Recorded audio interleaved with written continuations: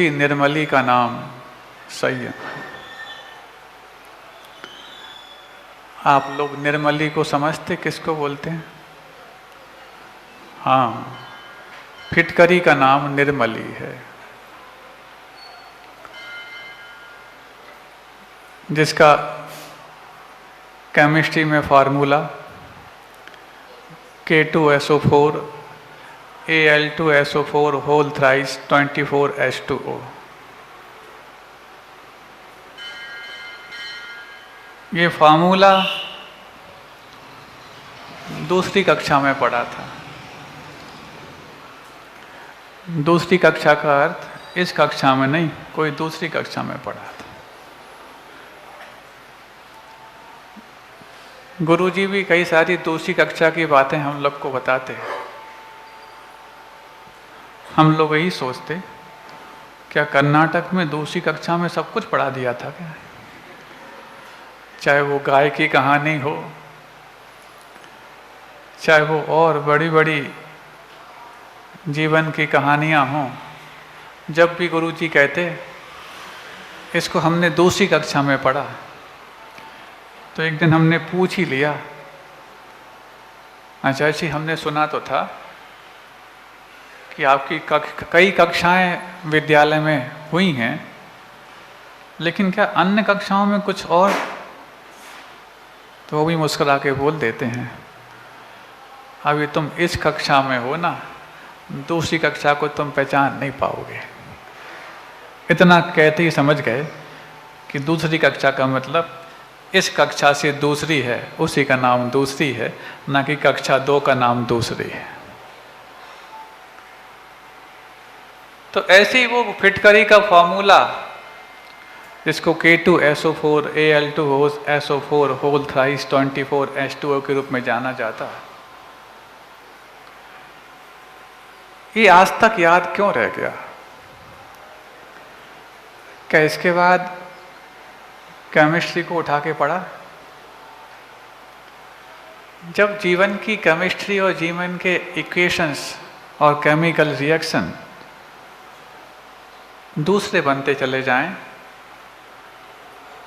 तो इस फिटकरी के फॉर्मूले को याद रखना संभव कैसे हुआ? आप लोग सुन रहे हैं? आप लोग भी सिर्फ वही बात याद रखते हैं जिसको आप बार बार लिखते हैं। ऑर्गेनिक केमिस्ट्री का ये फार्मूला है, अथवा इनऑर्गेनिक केमिस्ट्री का। कार्बनिक रसायन और अकार्बनिक रसायन, ये 2 प्रकार के केमिस्ट्री होती। जिन्होंने भी यदि 10वीं 12वीं तक रसायन शास्त्र पढ़ा हो तो उनको ज्ञात होगा। ये बात अलग है कि जिन्होंने नहीं भी पढ़ी है, उसके बाद उनकी केमिस्ट्री पढ़ाई से ज़्यादा भी चलती है। अब कौन सी केमिस्ट्री चलती है तो वही जानते हैं, लेकिन जिस केमिस्ट्री की हम बात कर रहे हैं वो भी शायद कुछ लोग जानते होंगे। तो उस केमिस्ट्री में जब भी फॉर्मूलेज या इक्वेशंस या रिएक्शंस याद करने की बात आती, तो इतने बड़े बड़े फॉर्मूले कहाँ याद रहने वाले हैं? उसको लिख लिख करके हाथों में ऐसी रिदम बन जाती है कि हाथों की रिदम ही माथ पर अंकित होती चली जाती है। अंकन हाथ से होता और अंकित माथ पर होता। लिखते लिखते ही आता है लिखने का हुनर। शुरुआत में बच्चे कॉपियां गंदी करते तो हैं, ऐसा सुना था हमने कि लिखते लिखते आता है लिखने का हुनर। बच्चे शुरुआत में कॉपियां गंदी करते तो हैं, लेकिन कॉपी गंदी ना हो जाए इस भय से कोई लिखना ही शुरू ना करे, तो क्या लिखने का हुनर उसको अच्छे अंक दिला सकता? ऐसे ही कहीं कॉपी गंदी ना हो जाए, हम लिखना ही प्रारंभ नहीं करते, और अंत में जाकर के साफ सुथरी कॉपी हमारी है, ऐसा बहुत खुद पर अभिमान करते हैं। साफ सुथरी कॉपी तो तब मानी जाती जब तुमने कुछ उस पर बयां करने का साहस किया होता।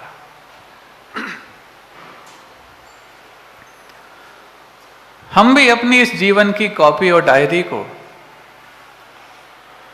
कभी कुछ लिखने से इसलिए बचते रहे क्योंकि लिखना हमेशा अच्छाइयों का होता है, बुराइयों की दीमक तो कॉपी में पहले से लग चुकी होती है।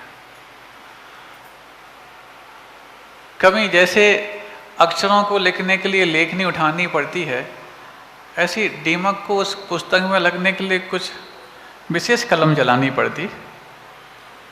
क्यों? दिमाग वाले हो कि दीमक वाले? स्पेलिंग तो दोनों की एक सी लगती, DIMAG। दिमाग और दीमक में एक आध कोई अक्षर का अंतर समझ में आ रहा होगा, आवाज आई कहीं से। दिमाग और दीमक में एक आध अक्षर का, एक आध स्पेलिंग का अंतर होगा, लेकिन जैसे लिखने के लिए लेखनी चलानी पड़ती, क्या दीमक को भी कुछ कलम चलानी पड़ती? नहीं। तुमने बहुत दिन तक यदि पुस्तक को पलटा ना हो तो दीमक कब लग जाएगी पुस्तक के अंदर तुम्हें पता भी नहीं लगेगा। ऐसी इस जीवन की पुस्तक को देव शास्त्र गुरु के सानिध्य में कभी हमने पलट के पढ़ा ना हो, उलट के देखा ना हो, तो संसार की जो दीमक कितनी आसानी से लगी हुई पाते हैं। जब पुस्तक खोलते हैं तो उस पुस्तक के पन्ने हाथ में लेते ही टूट जाते हैं। ऐसी इस जीवन की पुस्तक को जब हमने अल्टा पलटी नहीं की, कुछ लिखने की बात नहीं सोची, तो जीवन के कई सारे अध्याय जिन पुस्तकों पर लिखने से छूट गए, वापस से जब उस पुस्तक पर लेखनी चलाने की बात आती है तो लेखती रखते ही उस पेज में छेद हो जाता है और पलटते ही वो पेज हाथ में आ जाता है। कहीं ऐसा ही तो तुम सबकी पुस्तकों में नहीं हो रहा? क्यों? सेल्फ असेसमेंट अकाउंट बनाने वालों भी और दूसरों का असेसमेंट करने वालों भी, सुन रहे हो? जमीन पे बैठे जमींदार भी सुन रहे हैं और कुर्सी पे बैठे हैं, क्या बोलते हैं उसको, चेयरमैन। अच्छा, बहुत अच्छा, चेयरपर्सन भी बोल सकते हैं। हमें लगता है आप लोग भले ही चेयरमैन बन जाओ, हम तो सबको यहाँ से वॉच कर रहे हैं, वॉचमैन बनना ही हमें पर्याप्त है। क्योंकि जिसने अपनी जीवन में कहाँ से दीमक लग रही है ये वॉचिंग की है, वो वॉचमैन बनकर के भी चेयरमैन से बढ़ करके है।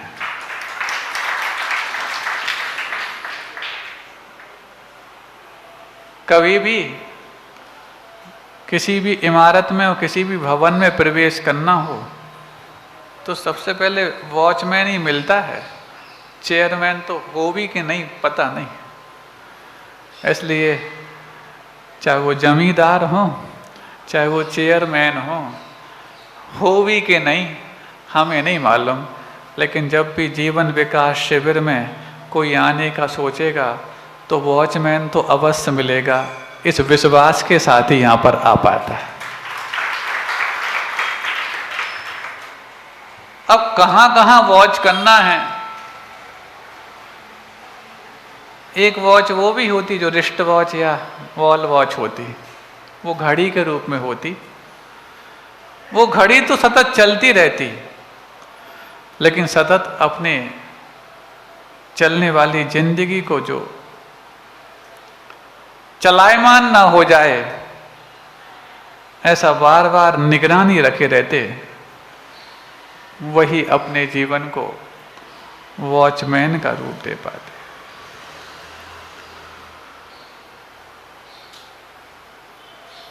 इस पूरे के पूरे सभा भवन में यदि कचरा फैल गया हो, तो कचरे को जो भी साफ करता है, क्या ऐसा करता है कि पहले एक कोने का बाहर फेंकता, फिर एक दीवार का बाहर फेंकता, फिर यहाँ से, फिर बीच का, ऐसे कैसे करता है कि पूरे पूरे कचरे को एक कोने में समेटता है? बताओ। हाँ, कभी इस सभा भवन में आपने सफाई की? तो फिर कैसे मालूम? पहले दिन कहा था कि आप लोग जो पूजन करते हैं ना, वहाँ पर पिछले वाले हवन में, यदि एक भी दाना यदि आपके चावल का और द्रव्य सामग्री का छूट जाता है, और तुम यदि ये उम्मीद करो कि माली बाद में आएगा और समेट करके एक साथ कर देगा, तो माली का जीवन विकास को प्राप्त होगा, तुम्हारा जीवन विकास को प्राप्त नहीं होगा। कितने लोगों ने इस चीज का ध्यान रखा?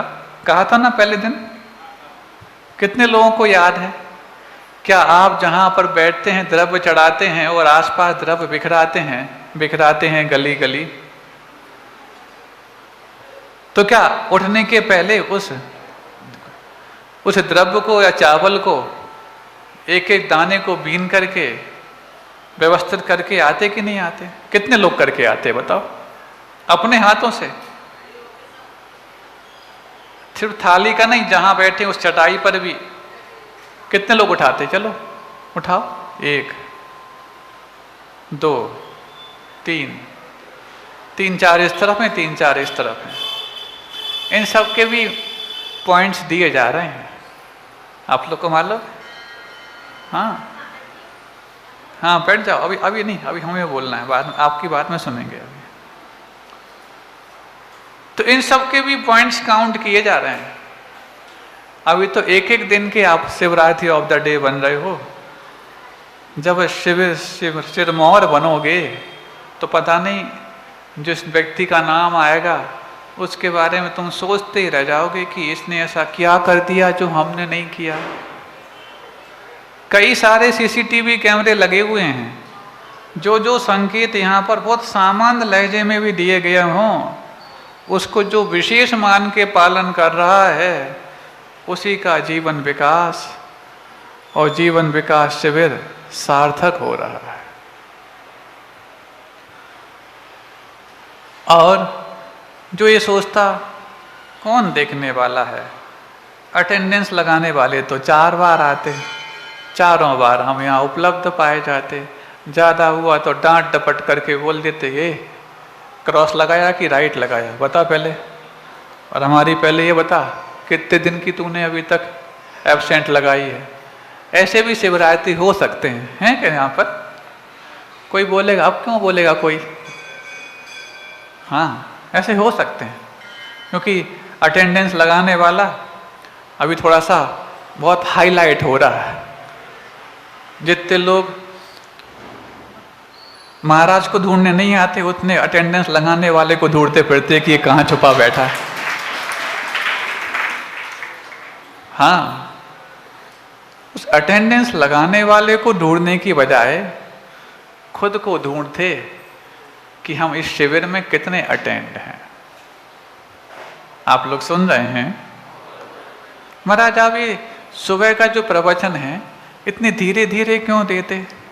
वो दोपहर में और शाम को तो आपका एक अलग ही रूप देखने को मिलता। सोच रहे होंगे ना कई लोग, हाँ, तुम लोग के मन में क्या क्या चलता रहता है हम सब समझते रहते हैं, क्योंकि गुरुदेव ने इतना बड़ा स्कैनर हम लोगों को लगा के भेजा है कि ये कुछ बोल पाए उसके पहले आप ही बोल देना कि तुम क्या बोलने जा रहे हो। अच्छा बताओ, कभी स्कैनर गलत काम किया हो और गलत रिपोर्ट दी हो तो एक आध बार ऐसे हुआ का? लाइट भी ना हो तो स्कैनर पूरा स्कैन कर लेता। इसलिए बहुत ध्यान रखना, चाहे लाइट हो, चाहे वो फाइट हो, चाहे वो नाइट हो, आप हर समय स्कैन किए जा रहे हैं। कुछ बच्चे हो सकता है ऐसा भी, अब क्या करें, भोजन पानी तो है नहीं, तो बातों से ही पेट भर लें, तो बातों से पेट भर लिया करते हैं। वो रात को 11-12 बजे तक भी उनकी पेट भरने की, महाराज रात में भोजन का त्याग किया था, पानी का त्याग किया था, बातों का तो त्याग नहीं किया। हाँ ठीक, कोई बात नहीं, लेकिन ये भी तो ध्यान रखा था कि मौन रह करके ही यहाँ पर अपनी साधना करनी है, जितना संभव हो सके। आवश्यकता पड़े तो महाराज से बात कर लेना। अब महाराज आपसे क्या आवश्यकता पड़े तो ठीक है, महाराज मौन ले लेते हैं, आप बोलते रहो, ऐसा चल जाएगा। महाराज मौन ले लेते हैं, आप बोलते रहो। क्यों? सबके लिए कह रहे हैं। ये सब चीजें सब काउंट हो रही हैं। कौन कर रहा महाराज? अटेंडेंस लगाने वाला तो समझ में आता, ये कौन काउंट कर रहा है? पता नहीं गुरुजी ने किस किस को कौन कौन सी व्यवस्था दे रखी है। ये 2-4 अटेंडेंस लेने वाले तो आपको सिर्फ दिखाने के लिए रखे गए हैं कि हाँ कुछ चल रहा है, लेकिन जो रहस्यमय चल रहा है वो अलग है। क्यों? जब तक ईमानदारी से हम अपना लेखा जोखा नहीं रखेंगे तो किसको फुर्सत है कि तुम्हारे लेखा जोखा कराने के लिए तुम्हारे सामने खड़ा पाए। उच्चारण हो रहा हो, 108 रिद्धि मंत्रों का उच्चारण हो रहा हो, तो वो 108 रिद्धि मंत्रों के उच्चारण के साथ किया जाने वाला अभिषेक, हमें लगता है सौधर्म इंद्र को जो मेरु पर्वत पर अभिषेक करने का सौभाग्य मिलता, उससे भी ज्यादा कर्म निजरा कराने वाला साबित हो सकता है। इसलिए शिवरात्रि मात्र के लिए नहीं, प्राणी मात्र के लिए परसों अभिषेक करने का मौका है। पूरे आगरा वालों को ये बता दो, 108 रिद्धि मंत्रों से अभिषेक होगा। शांति धारा तो प्रतिदिन होती है, अभिषेक तो प्रतिदिन होता है, लेकिन रिद्धि मंत्रों के उच्चारण के साथ अभिषेक, और वो भी रिद्धि मंत्रों का उच्चारण यदि साधु के मुख से हो तो इस सौभाग्य को चूक मत जाना। और उत्तम त्याग का दिन तो सिर्फ मात्र आगरा में नहीं, ग्वालियर में भी आने वाला है, मुंगावली में भी आने वाला है, और भी जिंतूर, विदिशा, नागपुर, गैरतगंज, पुलगांव, जहाँ जहाँ भी लोग सुन रहे हैं, सब जगह आने वाला है। जब आप विशेष अवसरों पर अपनी विशेष पुण्यानुभूति सामूहिक रूप में करते हो तो उत्तम त्याग का दिन तो पुण्यानुभूति का सबसे बड़ा महोत्सव है। अहिंसा परमो धर्म की।